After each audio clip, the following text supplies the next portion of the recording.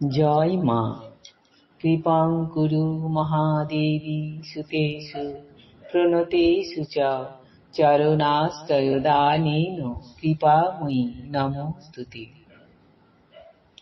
স্বামী পূর্ণাত্মানন্দ মহারাজের লেখা চিরন্তনী সারদা নামক গ্রন্থ থেকে আমাদের পাঠ চলছে জীবনী যাঁর বাণী। আজ তৃতীয় দিন পাঠ হচ্ছে। এ তো হল নারীর ঐতিহ্য অনুসারী ভূমিকা, কিন্তু যদি এর বিপরীতটি ঘটে, অর্থাৎ নারী যদি তার সনাতন স্বভাব ও আদর্শ থেকে বিচ্যুত হয়, তাহলে কি হয়? তাহলে ব্যক্তি জীবনে, পরিবার জীবনে, সমাজ জীবনে, জাতীয় জীবনে অবক্ষয়ের অনুপ্রবেশ ঘটে। নারীর স্বভাব ও আদর্শে বিচ্যুতি যত ব্যাপক ও গভীর হবে, সামগ্রিকভাবে পরিবার, সমাজ ও জাতির ভিত্তি তত দুর্বল হয়ে যাবে।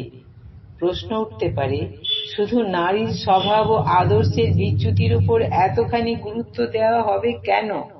পুরুষের অসংযত স্বভাব ও আদর্শের বিচ্যুতির জন্য তো পরিবারের অশান্তি নেমে আসে। সেই অশান্তির প্রভাবও তো সমাজ ও জাতির মধ্যে স্বাভাবিকভাবেই প্রসারিত হয়। কথাটি যে সম্পূর্ণ সত্য সে বিষয়ে কোনো সন্দেহ নেই। পুরুষের ক্ষেত্রেও চরিত্র এবং আদর্শ রক্ষার নিষ্ঠা একইভাবে কাম্য, কিন্তু জগতের সকল সভ্য জাতির ইতিহাস পর্যালোচনা করলে দেখতে পাই, পুরুষের স্বভাব চিরকালই তুলনামূলকভাবে অস্থির ও বহির্মুখী, এবং পারিবারিক দায় দায়িত্ব ও কর্তব্যবোধ, স্নেহ, মমতা, সেবা ও ত্যাগের ভাগ নারীর তুলনায় কম। নারী প্রধানত জননী ও পত্নী রূপে স্নেহ, মমতা, সেবা ও ত্যাগের শক্তিতে পুরুষকে চিরকাল নিয়ন্ত্রিত রেখেছে। ফলত পরিবার, সমাজ ও জাতি অকল্যাণ থেকে রক্ষা পেয়েছে। নারীর মধ্যে ওই ভাবগুলি সহজাত ও স্বাভাবিক। তাই নারীর কাছে সহনশীলতা, সেবা, আত্মত্যাগ, মানিয়ে নেওয়ার প্রয়াস প্রভৃতি মানব সমাজ বিশেষভাবে আশা করে, মানব সভ্যতা একান্তভাবে আকাঙ্ক্ষা করে। আজ সমাজের পরিবর্তন হয়েছে, যুগের পরিবর্তন হয়েছে। নারীরাও পুরুষের সঙ্গে সর্ববিষয়ে তাঁদের সমান অধিকার ও সমান বিচারের দাবি জানাচ্ছেন। এতে অন্যায় নেই, অস্বাভাবিকতাও নেই।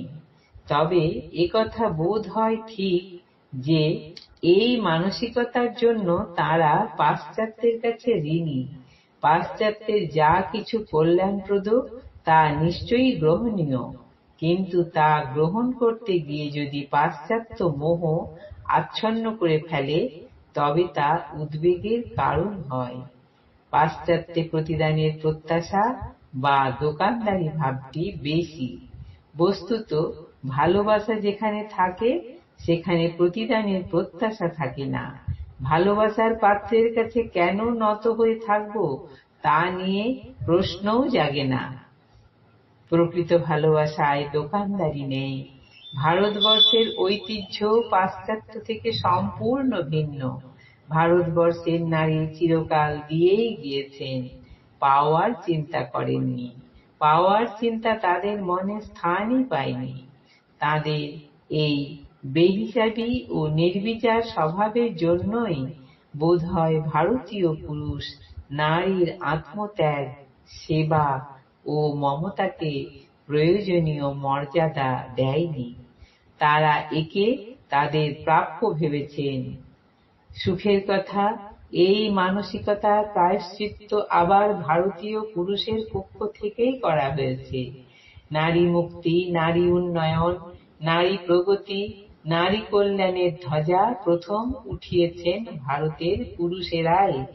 এতে অবশ্য আত্মতৃপ্তির কিছু নেই, কারণ নারীর কাছে থেকে চিরকাল পুরুষ যা পেয়ে এসেছেন তার তুলনায় এই প্রয়াস নেহাতি অকিঞ্চিৎকর। আজ এই পর্যন্তই। জননীং শারদাং দেবীং রামকৃষ্ণং জগদ্গুরুং পাদপদ্মে তয়ো স্থিত্বা প্রণমামি মুহুর্মুহুঃ। জয় মা।